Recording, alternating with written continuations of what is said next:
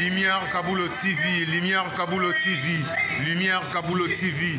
Réflexion avec R9, Fabrice R9, Fabrice. Mobali Mateo, Balingaka, moi c'est l'olanga ninyango, nengo salanga yeleki makasi.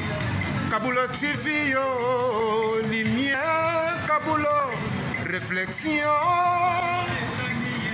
Réflexion, double CD Fantomas, Mayo. Il est là, il a toujours. Barbito s'abonne, chaîne les amoko. Ça c'est dit, ma beaucoup t'as un an s'abonner. Bon billet. Donc mon yango, na YouTube tozawana, moko gaga. Réflexion, trop bandela. Réflexion, réflexion, lumière Kambolo. Yangwana, balai qui est ça la biso bien. Tous en ciment pour. Et ça la G. Bongo. Toujours. Réflexion, Lumière Kambolo TV. Chaîne Zamoko, vous s'abonnez, vous avez décidé Lumière Kambolo TV. Mbote na batali pe balanignon sur la réflexion na mokili mobiba. Na bengami na kombo ya Kambolo.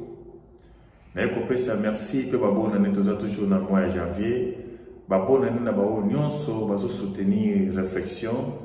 Chaîne où ils allaient kopesa moto opportunité ko bimisa penser na pe merci na batal pe balandi nyonso bawe basala ma vidéo na bango pona ko répondre mituna to pona ko tuna mituna ko pesa mituna o etuna mi na kati ya semaine.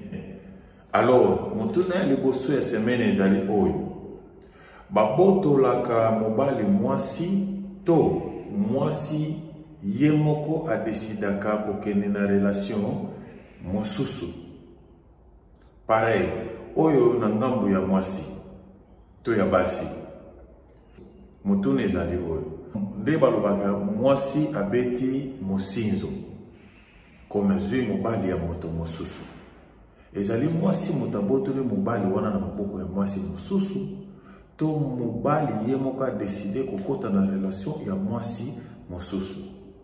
Voilà. Deuxième mutune ezali komema kimia na mboka. Komema kimia to kocha kimia na kati ya mboka. Ezali système ya gouvernement moto impozaka yango to ezali losambo oyo to oyo kendaka na yawe nzambe to na ala to na nzamba mpongo. Na lede nani oyo amemaka to achaka kimia na mboka. Ezali kosambela trio to ezali système ya gouvernement moto ememaka kimia. Wana eza mituna ya semaine. Merci.